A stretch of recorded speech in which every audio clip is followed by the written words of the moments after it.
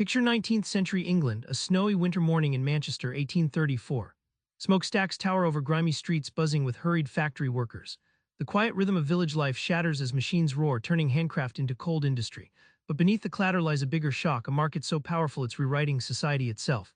How did this leap over centuries ignite social upheaval? And why is Polanyi still warning us today? Let's unravel this. First, Polanyi flips our economic assumptions upside down. The market wasn't always king, it was forced onto society like an alien transplanted into a human body. That collision sparks the whole transformation. In Manchester's booming textile hubs, workers like Elizabeth Bentley faced brutal factory shifts timed to the whims of the market. Their lives no longer matched the seasons or community rhythms. Polanyi shows how this isn't just economic progress, it's a wrenching break where labor, land, and money suddenly obey a new, ruthless master, the self-regulating market.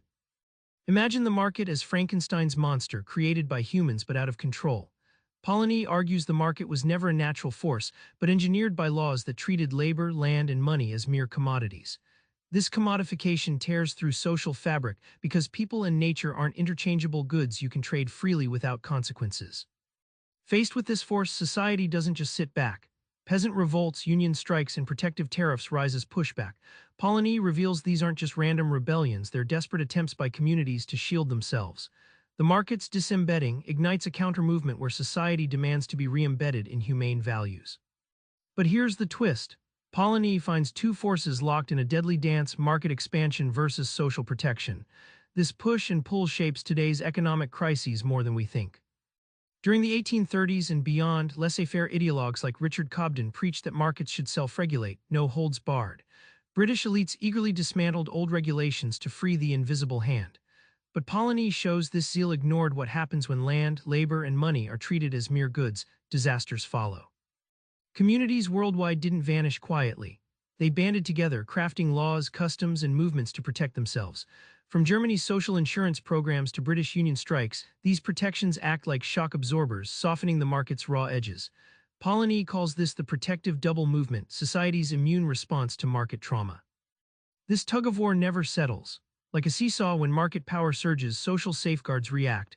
That dynamic explains why after the laissez-faire 19th century came welfare states and regulations, and today global trade tensions and populist movements.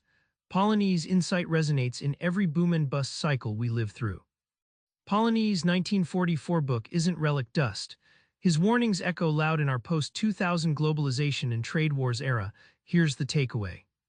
Global supply chains and financial markets today race ahead like 19th century railways, cutting through societies, uprooting traditions, and commodifying labor and nature at record speed.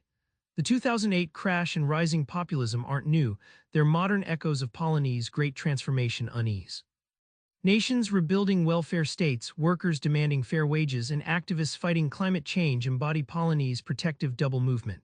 These aren't obstacles but critical survival tools. Without social guardrails, markets will devour their foundations, just like in Manchester's harsh factories. Polanyi's greatest gift, a lens to avoid repeating mistakes. Treat economic policies without respect for social needs and chaos will ensue.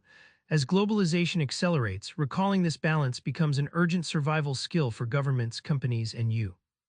Remember Elizabeth Bentley trapped in Manchester's machines? Her struggle wasn't a glitch but a symptom of a market out of balance. Polanyi invites you to see economic forces as human stories requiring social care. So next time you hear about free markets, try this. Ask who's protecting the people behind the numbers. It changes everything. Subscribe for more book summaries like this one.